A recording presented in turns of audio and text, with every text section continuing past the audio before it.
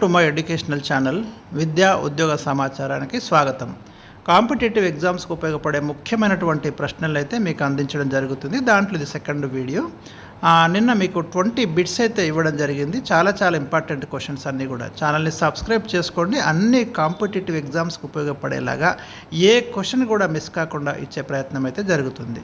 ఇవాళ మనం question number 21 నుంచి స్టార్ట్ చేద్దాం. ఫస్ట్ క్వశ్చన్ చూడండి. ప్రపంచ చిత్తడి నేలల దినోత్సవం ఏ తేదీన జరుపుకుంటారు అనే ప్రశ్న ఇక్కడ ఇవ్వడం జరిగింది. దీనికి వచ్చేసి గుర్తుంచుకోండి, ఫిబ్రవరి 2 ప్రతి సంవత్సరం మనం ఫిబ్రవరి 2ను వరల్డ్ వెట్లాండ్ డేగా జరుపుకుంటాం. చిత్తడి నేలలు అంటే ఎక్కడైతే నీటితో కూడినటువంటి బురద నేలలు, మీకు మామూలుగా సరస్సులు కానివ్వండి, నదీ ప్రాంతాలు కానివ్వండి, నీరు నిల్వ ఉండేటటువంటి ప్రాంతాలు, సముద్ర తీర ప్రాంతాలు, ఇవన్నీ కూడా వెట్లాండ్స్ పరిధిలోకి వస్తాయి. ఇవి పర్యావరణ పరిరక్షణతో పాటు అనేక రకాలైనటువంటి వృక్ష జంతుజాలానికైతే మరి ఒక ఆవాసంగా ఉపయోగపడతాయి. కాబట్టి ప్రపంచవ్యాప్తంగా ఇలాంటి వెట్లాండ్స్ని పరిరక్షించుకోవాలనే ఉద్దేశంతో ఇరాన్లోని రామ్సర్లో ఒక అగ్రిమెంట్ జరిగింది. దీన్నే మనం రామ్సార్ అగ్రిమెంట్ అంటాం. చాలా ఇంపార్టెంట్ ప్రీవియస్ క్వశ్చన్ కూడా ఇది. రామ్సార్ అగ్రిమెంటు దేనికి సంబంధించింది అంటాడు. చిత్తడి నేలల పరిరక్షణకు సంబంధించినటువంటి ఒక ముఖ్యమైన ఒప్పందం రామ్సార్ ఒప్పందం. Next question number 22. ఈరోజు 2024 ఒలింపిక్ క్రీడల వేదిక ఏది? ఫ్రాన్స్లోని ప్యారిస్లో జరుగుతాయి మీకు 2024 ఒలింపిక్ క్రీడలు. Very important. తాంతై పెరియార్ వన్యప్రాణుల అభయారణ్యం ఏ రాష్ట్రంలో కలదు? తమిళనాడులో కలదండి. Very important. Next question. భారత సుప్రీంకోర్టు గురించి రాజ్యాంగంలోని ఏ ఆర్టికల్స్ వివరిస్తాయి? భారత సుప్రీంకోర్టు గురించి రాజ్యాంగంలోని 5వ భాగంలో ఆర్టికల్ 124 నుంచి 143 వరకు ప్రస్తావించబడింది. Next question. వాట్సాప్లో ఎండ్ టు ఎండ్ ఎన్క్రిప్షన్ అనగానేమిటి? ఇక్కడ వాట్సాప్లో ఏమంటే మెసేజ్లో ఏముందో పంపే వ్యక్తికి స్వీకరించే వ్యక్తికి తప్ప మూడో వ్యక్తికి తెలియకుండా ఒక కోడ్ భాషలోకి మారడాన్నే ఎన్క్రిప్ట్ అంటాం. కాబట్టి ఆ వాట్సాప్లో ఆ ప్రైవసీ ఉండడం వల్లనే ప్రపంచవ్యాప్తంగా అనేక మంది దీన్ని అయితే ఉపయోగించడం జరుగుతుంది. Question number 26. కౌటిల్యుడు రచించిన అర్థశాస్త్రం దేని గురించి వివరిస్తుంది? ఇండియన్ హిస్టరీ నుండి క్వశ్చన్ తీసుకోవడం జరిగింది. కౌటిల్యుడు రచించిన అర్థశాస్త్రము రాజ్య పరిపాలన గురించి వివరిస్తుంది. ఇది మౌర్యుల కాలంలో మౌర్య చంద్రగుప్తుని యొక్క మినిస్టర్ అయినటువంటి చాణక్యుడు రాయడం జరిగింది. చాణక్యుడన్నా కౌటిల్యుడన్నా ఒక్కటే, గుర్తుంచుకోండి. Next question. కౌటిల్యుని అర్థశాస్త్రాన్ని వెలికి తీసింది ఎవరు? ఆచార్య శ్యామశాస్త్రి 20వ శతాబ్దంలో ఈ అర్థశాస్త్రాన్ని వెలికి తీయడం అనేది జరిగింది. రాజ్య పాలనకు సంబంధించి సప్తాంగ సిద్ధాంతం ఏ గ్రంథంలో కలదు? అర్థశాస్త్రంలోనే ప్రస్తావించబడింది. ఒక రాజ్యం బలంగా ఉండాలంటే ఏమేమి ఉండాలో 7 అంశాలు అయితే ప్రస్తావిస్తాడు.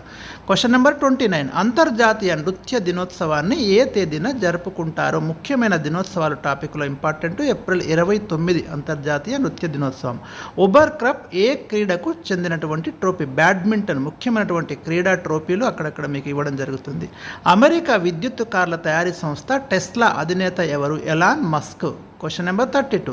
కేంద్ర ఎన్నికల సంఘం ఏ సెక్షన్ ప్రకారం రాజకీయ పార్టీలకు గుర్తింపు ఇస్తుంది? ప్రజా ప్రాతినిధ్య చట్టం, దీన్నే మనం public representative act 1951 section 29A ప్రకారము రాజకీయ పార్టీలకు గుర్తింపు ఇవ్వడం అనేది జరుగుతుంది. నెక్స్ట్. భారత రాజ్యాంగంలో రాజకీయ పార్టీలు అనే పదం ఎక్కడ ప్రస్తావించబడింది? 10వ షెడ్యూల్లో ప్రస్తావించబడింది. 10వ షెడ్యూల్లో మీకు పార్టీ ఫిరాయింపుల నిరోధక చట్టం గురించిన ప్రస్తావన ఉంటుంది. 52వ రాజ్యాంగ సవరణ ద్వారా 1985లో ఈ షెడ్యూల్ని భారత రాజ్యాంగానికి చేర్చడం అనేది జరిగింది. భారతదేశంలో రాజకీయ పార్టీల ఏర్పాటుకు ఏ ఆర్టికల్ వీలు కల్పిస్తుంది? ఫండమెంటల్ రైట్స్లో ఉన్నటువంటి 19(1)C ప్రకారమే రాజకీయ పార్టీలు ఏర్పాటు చేసుకోవచ్చు. ఎందుకంటే సమావేశాలు, సభలు మొదలైన వాటికి వీలు కల్పిస్తున్నటువంటి ఆర్టికల్ కాబట్టి అందులో భాగంగానే ఇవి ఏర్పాటు అవుతాయి. నెక్స్ట్. పార్టీ ఫిరాయింపుల నిరోధక చట్టం ఇందాకనే చెప్పిన ఏ సంవత్సరం రూపొందించారు? 1985 52వ రాజ్యాంగ సవరణ. ఇండియన్ నేషనల్ కాంగ్రెస్ ఎప్పుడు స్థాపించబడింది? ఐఎన్సీ అంటే ఇండియన్ నేషనల్ కాంగ్రెస్ అండి. ఏవో హ్యూమ్ కృషి వల్ల మీకు 1885 డిసెంబర్ 28న ఐఎన్సీని ఏర్పాటు చేయడం అనేది జరిగింది. Next question. దీని తొలి అంటే ఇందులోనే ఎక్స్ట్రా ఇన్ఫర్మేషన్.